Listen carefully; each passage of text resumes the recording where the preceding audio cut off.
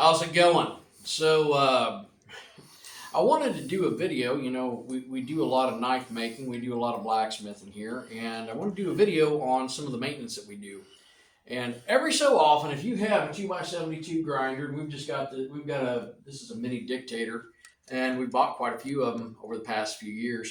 Um, Eventually, you're going to have to change out wheels. Now, this is a tracking wheel, and this is the upper wheel that is tilted to adjust your tracking, either right or left on your side lay. Now, over time, these will get worn, and this is actually quite a bit wider here than this side, so it's actually spooled. And when I talk about spooling, if you run narrow belts, eventually it will wear out on the inner portion. Now, this could be turned down and then finished out and reused. So I haven't thrown it out yet, but I thought this was a pretty good time to try this. Let's see. So I'm just going to go ahead and I'm going to go at what I believe to be as my widest point right there. Now, when I turn this around, in comparison, I've got near an 1/8 inch difference. If you guys can see that or not.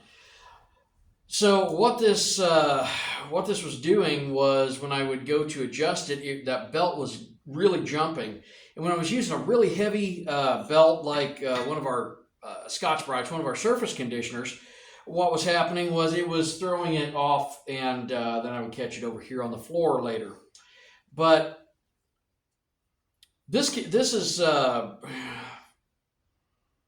somewhat usable, but time is money. Keep that in mind, that when you are working to produce something, when you're doing production, or even if you're just trying to turn out a good knife or a good whatever you're using your blacksmithing skills for, or machining skills, you do want to make sure that your belts are tracking properly. And this rig is pretty minimalist. It's not variable speed, but it works for what we do here at Forge and Memory.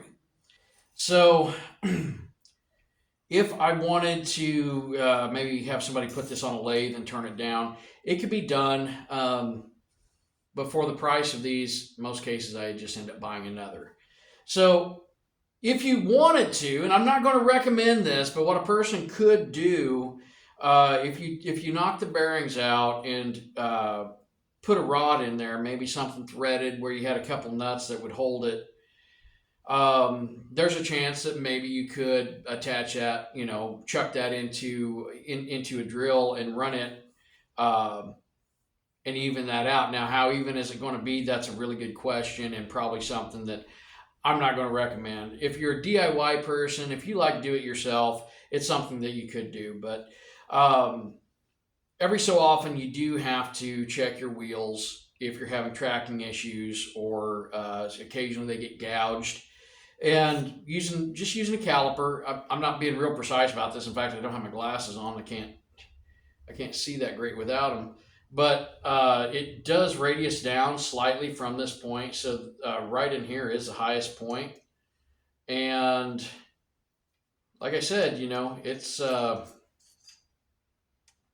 I'm catching right there, and then it's moving free over probably 85-90% of that wheel. So definitely time to change it out. We ran it longer than what we should have, but what can I say? I didn't have an extra in stock. Had to order it in, and it took an extra week to get here.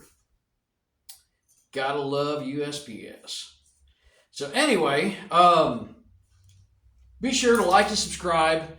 Check out some of our other videos. I'm sure I'll be doing some live streams from the shop here at Forge and Memory in St. Elmo. I want to thank Jeff Daly. Jeff's Party Favorites has sponsored this video because he's doing my shooter producer work back here. And I want to thank Jeff and everyone who helps to contribute to what we do here, not just at Forge and Memory, but also locally here in our community. So I'm going to hop off here. I'm going to start working on a few things, and I know Jeff's got a new knife project that's going to be coming up that we might even do we might do a video on assembly, or maybe a series of short videos on assembly. So you guys stay tuned, and we'll catch you in a few.